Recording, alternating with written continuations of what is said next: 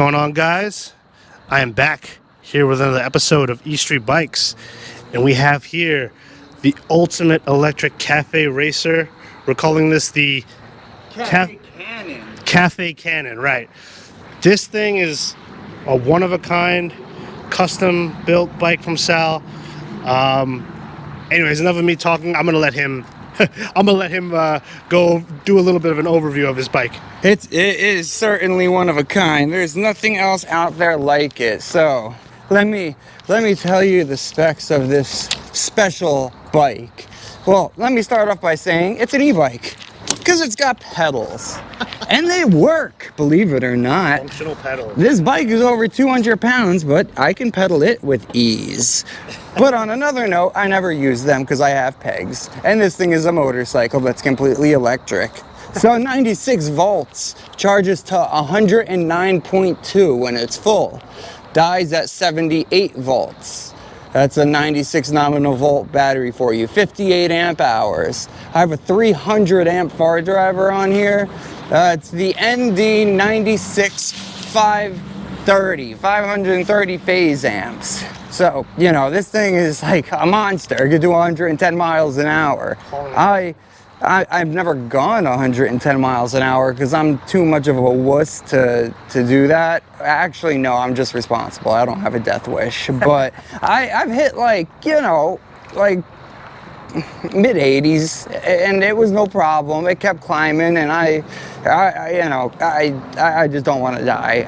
I could go for another, you know, maybe a new front fork that handles the speed a little bit better, but personally I don't need to go that fast. The mileage is great. Got these 650 watt speakers on here that are loud AF. The sound is really nice. I really like it. I like the skulls on them. I think they're mad cool. The 5,000 lumen headlight. The switches on this are really nice because I can use all the modes. So this button turns on the red glow, and then this button turns on the main headlight, and then there's a switch on the other side for high beams. As you can see, it's got a very strong regen too. I love the regen on this. I'm gonna do a separate video for the tuning. I want to show you guys how to tune these things because this is the future. Far drivers and high voltage, particularly 84 volts. 96 volts is nice. You know, I got the battery that's in here from somebody, made with pouch cells. They're supposed to be high discharge, but I don't, you know, I don't particularly like them that much.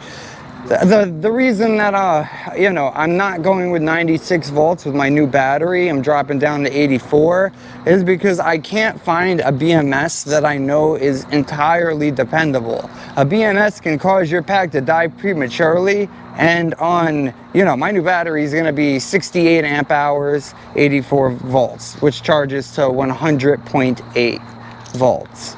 You know, I don't want that to die. I want it to last me over 5 years. You know, we're gonna use a special technique using the fusion strips. Can't tell you exactly what that is, but the way that this thing is, it is perfect. I'm gonna be changing it to the far driver ND84 890. So that's like a 445 DC amp controller, 890 phase amps. That is a lot. So the extra amperage is going to compensate for the lack of voltage. And also the Molly cells. You know, Molly cells, like, you know, this thing is 58 amp hours, and just with like normal riding, I probably average like 60 miles or so. If I'm riding really hard, maybe like 30, 40. So, you know, for something like this, I should be getting better mileage. And once I get my Molly cell pack made, this thing is going to be a monster and I'll be able to ride for days on end. So I'll show you guys what's in this battery box. Not only is there a battery, but my enormous 10 amp adjustable charger is in there too. How amazing is that? Even with my new battery design, I made sure there was space for another nice big charger in there. It's so nice to just be able to carry it on me wherever I go, not having to worry about like room in my backpack or whatever. Right. You know, it's perfect. But this thing you could fit 3 18-650s wide or 2 21-700s. It'd be nice if you could do 3 21-700s, but it's just, you know, like a half-inch shy. Right, right. Thing's nice and wide. It's sturdy. Oh, That's awesome, dude. yeah. The way it's thanks. mounted too into the frame, like it's welded pretty solid here. So I mean, you have no issues with like getting like a heavier battery, you know, for this type of bike. Yeah, there was actually another battery box option, but it looks more like a motorcycle body. But I requested the factory that they make this because I wanted it to look a little more like an e-bike. Because this is like the ultimate, you know, e-bike motorcycle hybrid. You know, the Onyx is skimpy. This is a monster. Right. You know, these things are not even that expensive. It's $2,700 for one of these as is. Comes with a 2,000 watt motor and a 70 amp controller. No battery. Once again, because these are meant to be customized. I have 5,000 watt motors, you know, 5,000 watt QS motors for them. They have a 200 millimeter dropout. It has to be a 5,000 if you want to keep the pedal kit that's on there. You can't do the pedal kit with, you know, with an 8K. Right. I would have loved an 8K, but personally, the 5K is going faster than my, you know, my consciousness will allow. I like that. Awesome. And I do love the underglow treatment, especially on the rear. These custom rear suspension. Well, the rear suspension here is huge.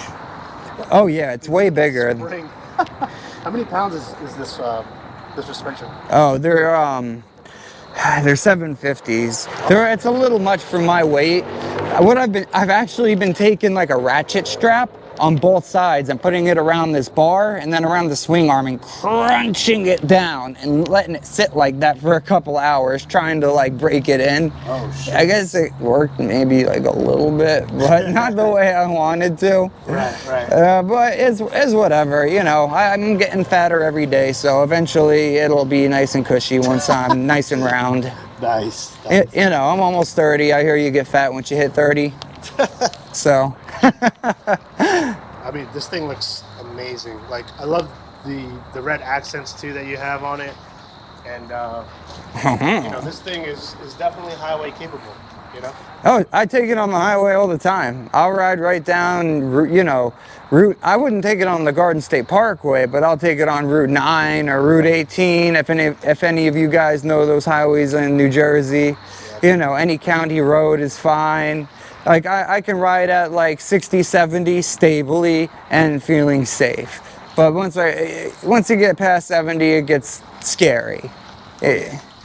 But it's this is my one and only. I will never. I don't think I will ever have a bike that could replace this. This is everything I've ever wanted. Well, I do have a Tempest too, but. So Sal, also just to go over the dash again. So you have the 3 modes, right? 3 speed modes. Yep, you know, speed level 1 is still pretty fast. Does like 50, low end torque. Mm-hmm. Speed level 2 maybe could hit like, you know, 65, maybe 70 with, you know, I say mid torque, and then 3 is just balls to the wall. You know. Right. Like if I rode all out in speed level 1, I'd probably, you know, I could probably still get 60, 70 miles. But if I bumped it up to level 2 and just rode all out, probably gonna drop down to like 40, 50. 3, I don't even know because I've never ripped it that hard. Right. I don't think I'm even capable of ripping it that hard. Maybe Jeff is. Dude, and I love the reverse feature. Yes. The reverse feature, I've never had that before, but it's nice because the bike's heavy and it's a pain in the ass to like back it up or whatever. You want to give us a demonstration of the reverse?